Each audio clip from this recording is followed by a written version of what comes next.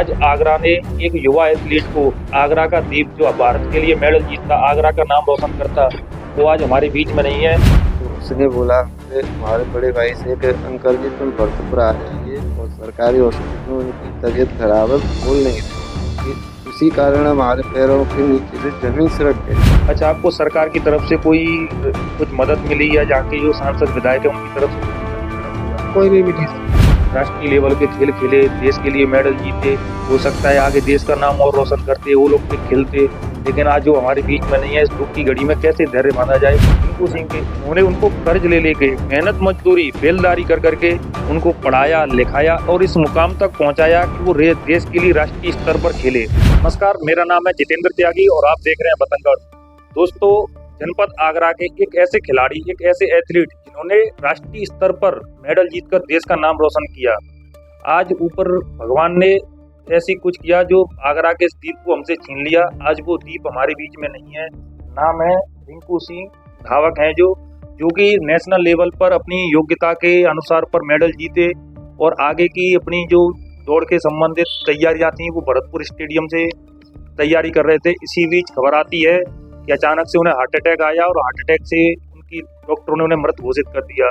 इसी बीच हम खबर को कवर करने के लिए उनके परिवार के बीच में आ चुके हैं, उनके पैतृक गांव नागर में आ चुके हैं और यहाँ पे उनके माता पिता से बातचीत करेंगे कि इस दुख की घड़ी में मतलब कैसा उनका समय गुजरा है और मतलब क्या परिस्थितियां रही कि आज हमारे बीच में रिंकू सिंह नहीं है। हमारे साथ रिंकू सिंह जी के एथलेटिक रिंकू सिंह जो खिलाड़ी थे, उनके चाचा हैं, इनसे हम बातचीत करेंगे। क्या नाम है आपका? तो विनोद जी, इस दुख की घड़ी में मतलब कैसा, मतलब आपने सोचा होगा नहीं कभी कि ऐसा कुछ होगा, लेकिन आप इन चीजों से गुजर रहे हैं। हमने तो कभी नहीं सोचा था कि ऐसा हमारे साथ में हो जाएगा, पर इसका हमें बहुत दुख है। हमारे बच्चे को आज तक भी नहीं ना जुकाम हुआ ना खांसी हुआ। हम बहुत दुखी हैं। इस टाइम पे हम किसी से कुछ कह नहीं सकते। अच्छा, तो क्या परिस्थितियां रही होंगी उस समय जब आपके पास कॉल आया हुआ कि मतलब कैसे पता चला कि हार्ट अटैक डॉक्टरों ने घोषित किया ये?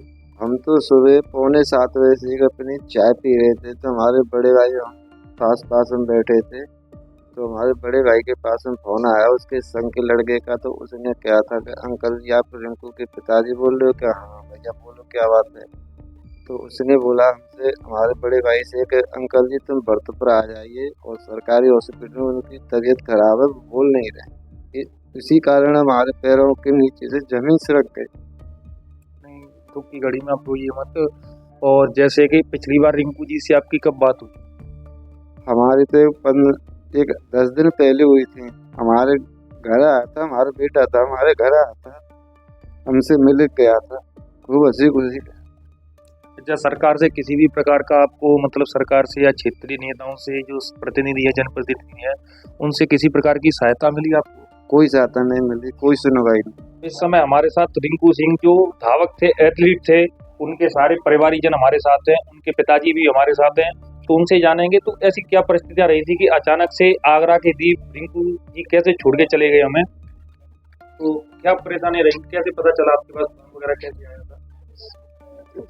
संध्या को खूब बढ़िया था। ऐसा कोई 10-11 बजे फोन किया हमने।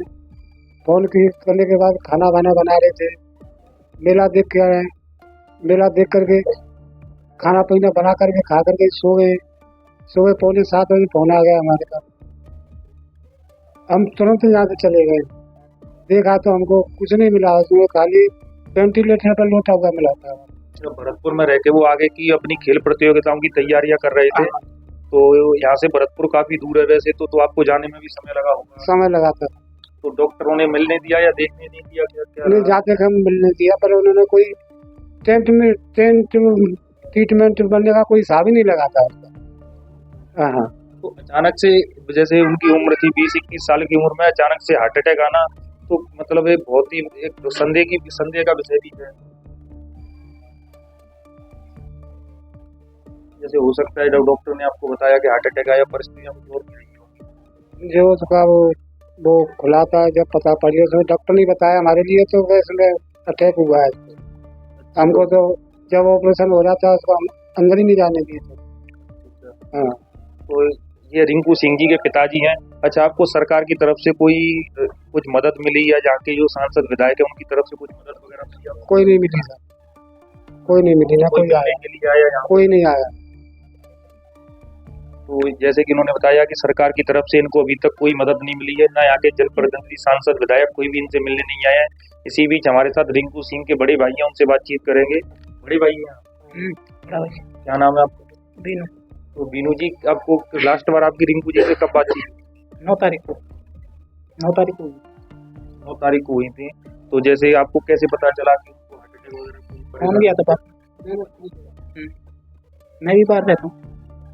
कैसे थे रिंकू जी अपने जीवन में? बहुत बढ़िया।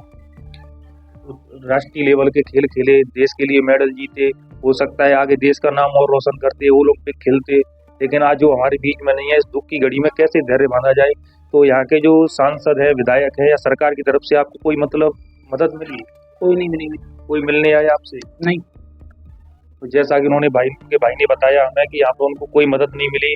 और इसी बीच जो रिंकू के साथ उनके साथ दोस्त रहते थे, गांव में हर वक्त रहा करते थे साथ में, उनसे बातचीत करेंगे। क्या नाम है आपका? मेरा नाम बादल नरवार है।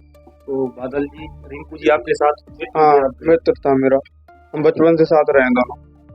तो अचानक से ये खबर सुनी होगी तो कितना बड़ा दुख का सदमा लगा होगा? वो तो लगाइए, पर जो है वो तो सहना पड़ेगा। अच्छा, तो रिंकू जी जैसे खेल के लिए जाते थे, कभी कहीं कोच के लिए गए, कभी खेलने के लिए गए होंगे, तो साथ जाते थे? हाँ, मैं उसे साथ लेके जाता था, फिर वो बाहर रहने लगा, फिर बाहर प्रैक्टिस किया उसने, फिर वो बाहर से जाता था।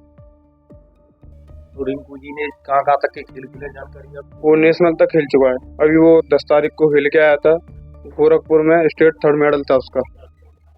हाँ, 10 को गया था वो। तो अच्छा, उन्हें सरकार की तरफ से उनके परिवार वालों को अभी तक कोई कुछ मदद नहीं, पाई कोई है? नहीं, जो कर रहे हैं हम गाँव के लोग ही कर रहे हैं अपने आप, कोई सरकार के द्वारा कोई कुछ नहीं है। जो उत्तर प्रदेश का खेल प्रशासन है उनको इस चीज पर ध्यान देना चाहिए। आज आगरा ने एक युवा एथलीट को, आगरा का दीप जो भारत के लिए मेडल जीतता, आगरा का नाम रोशन करता, वो आज हमारे बीच में नहीं है, लेकिन सरकार को इस चीज पर ध्यान देना चाहिए। कैमरे में आप देखेंगे ये उनको मेडल मिले थे अपने जो खेल के, जैसे क्रीड़ा स्थल, समस्त ग्रामवासी, ये नेशनल तक के उनको मेडल मिल चुके हैं और रेस में अच्छा खासा नाम कमाया हुआ था उन्होंने अपना। लेकिन आज उनके जो मेडल है, उनकी उपलब्धियां हैं, वो हमारे बीच में है, लेकिन रिंकू जी हमारे बीच में नहीं है। अगर हमारे बीच में होते तो देश का नाम और भी ज्यादा रोशन करते।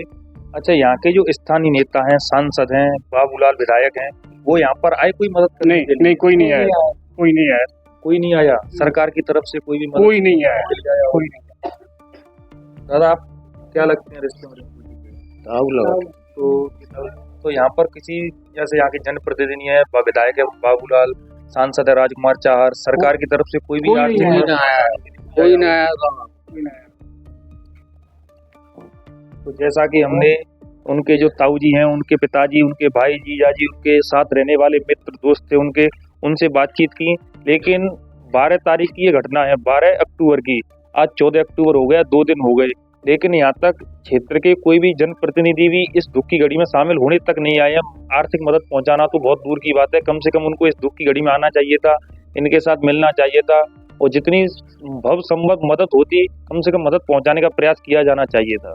कर जाएगा बच्चा खवाई ले लेके बेल दही करे करके, और वैसे तुम बार पे ले लेके नहीं है कि ये लोग मकान से भी जो ना छुट रहा जाएगा, इतना पैसा यहाँ पे। मतलब रिंकू सिंह का जो तैयारी का प्रोसेस था, उनके पिताजी ने कर्ज ले लेके चलाया था। इस छोटे से परिवार में, घर छोटा सा है, मतलब आर्थिक स्थिति की अगर बात करें तो इतनी अच्छी नहीं है। तो कर्जा ले लेके बाबूजी करियो जाने, ये समझ लो बेलदाई करे करके मकान से भी जो ना छुट रहा पैसा को बड़ी वजह की पे।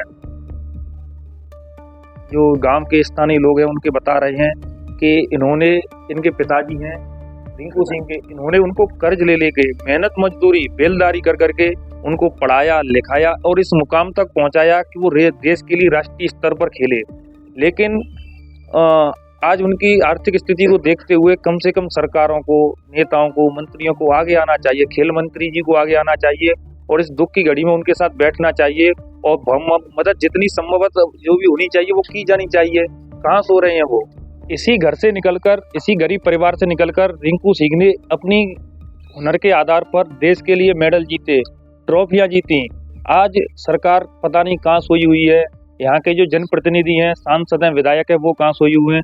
कम से कम इस दुख की घड़ी में उन्हें यहाँ पर आना चाहिए था और जितनी भी आर्थिक सहायता होती सरकार के द्वारा इनको पहुँचाने की आवश्यकता थी। और हमने आपको पूरा इनका घर दिखाया, किन परिस्थितियों में रिंकू सिंह निकले होंगे यहाँ से।